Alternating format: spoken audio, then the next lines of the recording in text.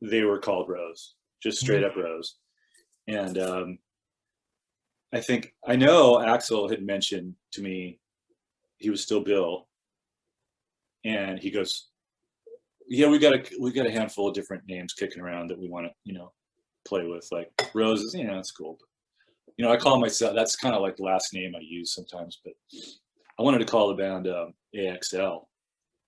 I was like, oh, what does that stand for?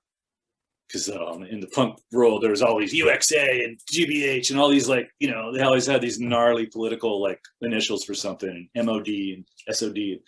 It was like, I go, what does that stand for? And he goes, Axl. Nothing. Like, oh, that's cool. And then that's probably when I went, well, that's pretty tough. It's not like a super glammy name. It's, go for it.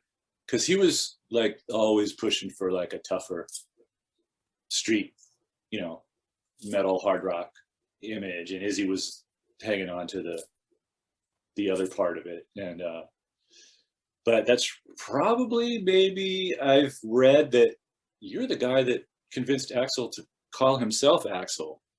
And I don't really remember doing that, but I also pretty much figure that that's something that I would have done. So it probably happened right then. At that point, if it did, I'll go, why don't you just call yourself Axl? Because you live and, you just live and breathe Axl, the band Axl that never was called Axl. And so once they were playing with the name Hollywood Rose, because they were all, wanted to be associated with living in Hollywood. And it was more like New York Dolls, more like Hanoi Rocks, HR, get it? And got it. A lot of bands were doing that, like the Something City, something, so it sounded a little bit more everything. It sounded kind of, Rose was kind of like the soft side, and Hollywood was like, the kind of glamorous, glitzy side and seedy side at the same time.